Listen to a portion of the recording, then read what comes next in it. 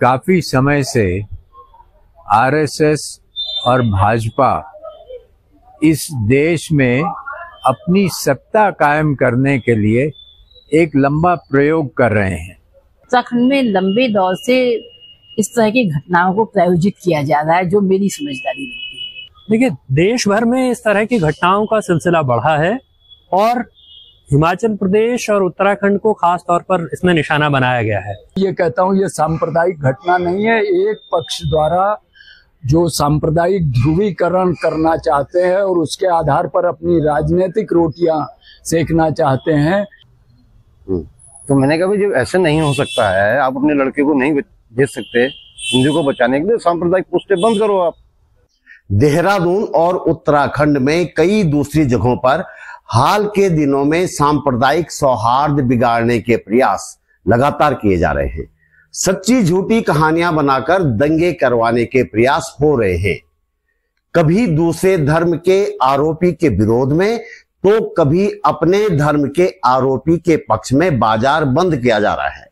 आखिर कौन है ये लोग जो बार बार इस तरह की करतूतें कर रहे हैं और किसके कहने पर कर रहे हैं? कुछ नाम हैं जो इस तरह की घटनाओं में हर बार सामने आते हैं, लेकिन उन पर कभी कोई सख्त कार्रवाई नहीं की जाती। आखिर क्यों, जानने का प्रयास करते हैं इस वीडियो में।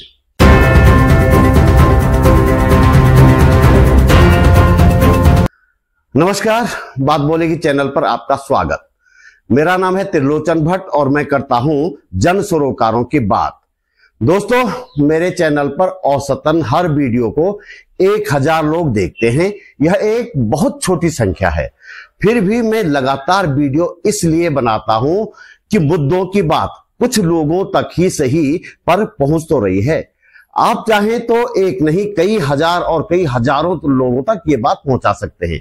इसके लिए आपको सिर्फ इतना करना है कि पूरा वीडियो देखकर लाइक कमेंट करना है, वीडियो शेयर करना है और चैनल सब्सक्राइब कर बेल आइकन दबा देना है।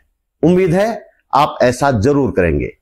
आगे बढ़ने से पहले आप ये वीडियो क्लिप देखिए, 2 अक्टूबर 2022 की है।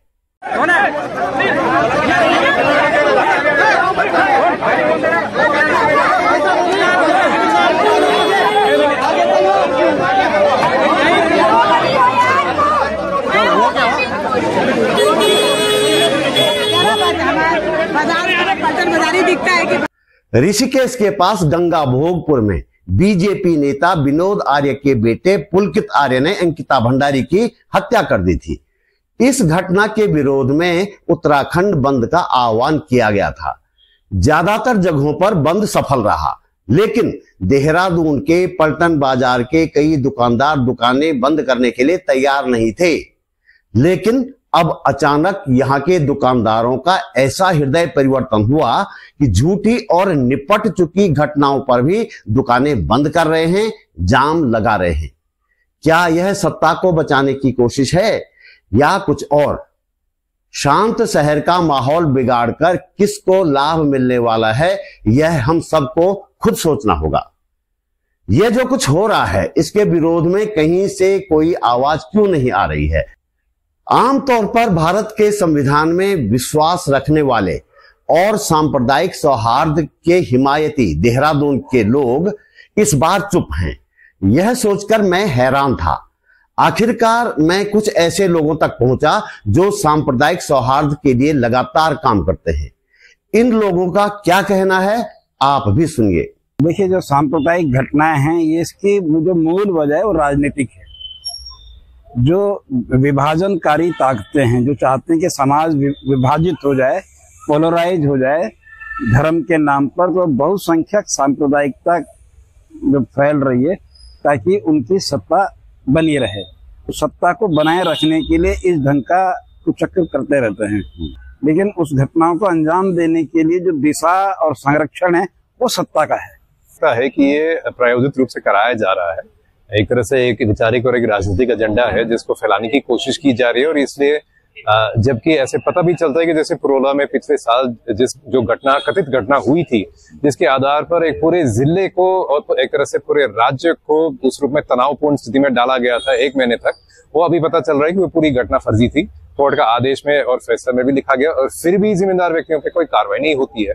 तो इससे हमें लगता है कि ये प्रायोजित रूप से कराया जा रहा है। इसके खिलाफ हम कह रहे हैं कि हमारे संविधान के मूल्यों के अनुसार और हमारे स्वतंत्र संघर्ष के जो सपने थे, उसके लिए हम सब लोग इकट्ठे होकर के आरएसएस और भाजपा इस देश में एक लंबा प्रयोग कर रहे हैं। गुजरात उनका पहला प्रयोगशाला थी, उसके बाद यूपी, असम और फिर उत्तराखंड। तो ये इसको एक प्रयोगशाला के रूप में इस्तेमाल कर रहे हैं। ये जो अभी हम बढ़ती हुई हिंसा देख रहे हैं पिछले 2-1 महीनों से, मैं समझता हूं उसका मुख्य कारण ये है कि 2024 के लोकसभा चुनाव में जो भाजपा हारी है, उसके समर्थक इसको पचा नहीं पा रहे हैं और वो अपनी अकड़ दिखाना चाहते हैं। अपनी अकड़ से लोगों के ऊपर एक दबाव बनाना चाहते हैं कि आप हमारे साथ हो कि नहीं हो। अब वो ये नहीं समझ रहे हैं कि लोग इस पर अपना जवाब पहले दे चुके हैं 2024 के चुनाव में। जो एक साइलेंट मेजॉरिटी है, उसने चुनाव में आके कह दिया कि हमको ये इस तरह के दंगा फसाद वाला समाज नहीं चाहिए।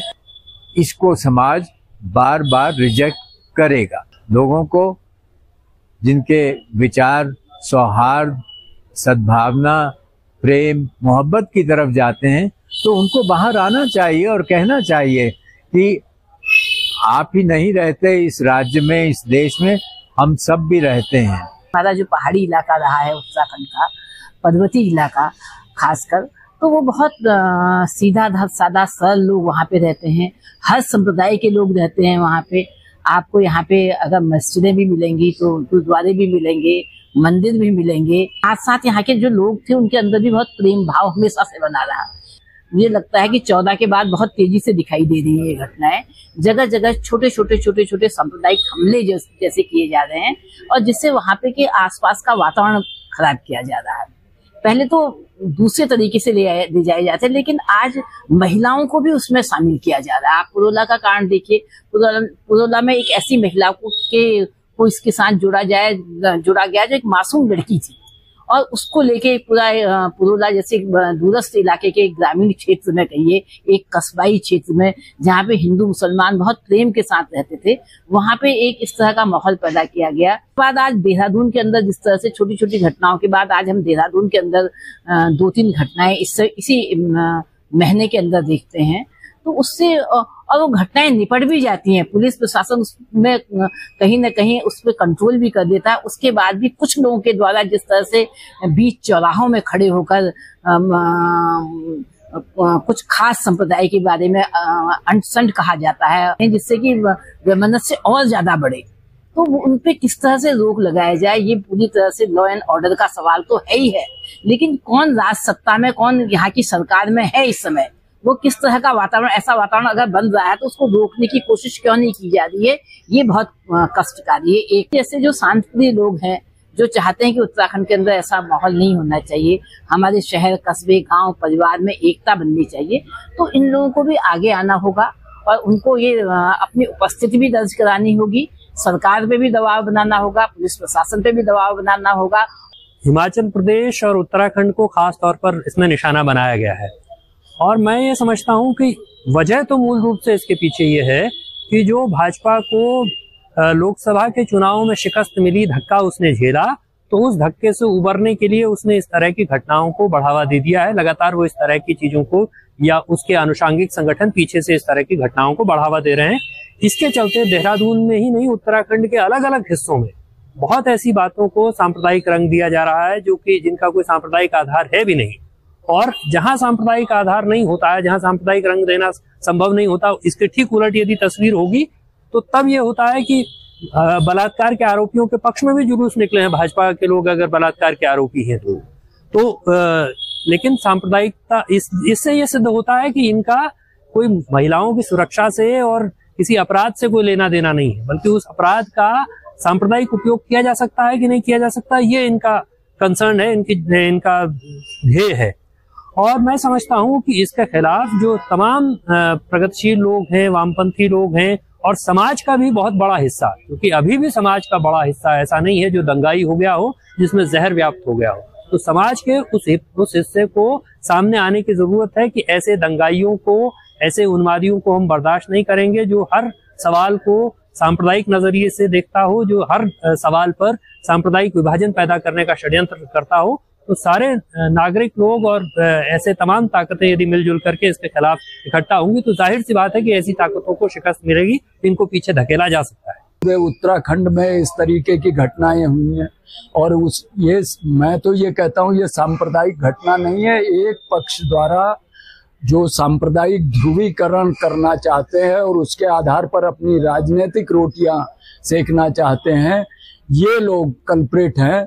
और वो तमाम उत्तराखंड की घटनाओं में देखें कुछ चेहरे दिखाई देते हैं जो इसको भड़काते हैं, परिस्थितियों को हिंदू मुस्लिम बनाते हैं और एक तरीके से टारगेट करते हैं अल्पसंख्यकों को, चाहे वो मुस्लिम हो, सिख हो, ईसाई हो। इस तरीके का माहौल बिगाड़ने का कोशिश किया जा रहा है। लेकिन ये भी सच है कि जो सद्भावना में विश्वास करते हैं, जो भाईचारे में विश्वास करते हैं, ऐसी तमाम शक्तियां भी दृढ़ता से, मजबूती से एकजुट हो रही हैं और उनका पर्दाफाश कर रही हैं। हमारा ये कहना है कि अगर सत्ता संरक्षण में ऐसे लोगों को पनाह दी जाएगी तो ये जो बहुत ही शांतिपूर्ण इलाका था उसका पूरा माहौल बिगड़ता है। लेकिन हम विश्वास करते हैं कि जनता का एक जो साइलेंट पक्ष है, जो इस तरीके की कार्रवाइयों का, सांप्रदायिक ध्रुवीकरण का माहौल बिगाड़ने का चुपचाप सोचते हैं कि ये गलत हो रहा है, आने वाले समय में वे मुखर तरीके से ऐसी शक्तियों से आएंगे जो इस देहरादून की और इस प्रदेश की सद्भावना को बचाना चाहते। ये मेरा कहना ये है, ये लगातार कोशिश कर रहे हैं। हम हरियाणा में मेवात को देखते हैं, जी मेवात में इन्होंने कोशिश करी मगर जनता इनकी बात को समझ चुकी है अभी बड़े स्तर पर। अभी मेरे कई जानने वाले हैं जो लगातार इस सांप्रदायिकता का पोस्ट करते हैं। जब मैंने उनसे पूछा कि हिंदू को बचाने के लिए क्या आप अपने लड़के को भेज सकते हो, तो पीछे हट जाते हैं कि नहीं ऐसा कैसे होगा। तो मैंने कहा भाई जब ऐसे नहीं हो सकता है, आप अपने लड़के को नहीं भेज सकते हिंदू को बचाने के लिए, सांप्रदायिक पोस्टें बंद करो आप। और मेरा जो सोचना है जी कि समाज बहुत अच्छा है, आज भी कुछ लोग जो असामाजिक तत्व हैं, आज हम देखते हैं, पूरा देखते हैं, जो अपने आजू बाजू में चारों तरफ देखते हैं, तो जितना असामाजिक तत्व है आज वो बीजेपी के अंदर है और उसको हिंदुत्व के बारे में बिल्कुल भी नहीं जानकारी, बिल्कुल कोई जानकारी नहीं है। और इतना ही कहूंगा, और समाज का जो सौहार्द है, शांति है, ये चीज बनी रहेगी। तो दोस्तों इस वीडियो में इतना ही। आप महसूस करते हैं कि इस वीडियो को बनाने में मैंने थोड़ी बहुत मेहनत की है और आपको इससे कुछ काम की जानकारी मिली है, तो लाइक कमेंट के साथ शेयर भी करें।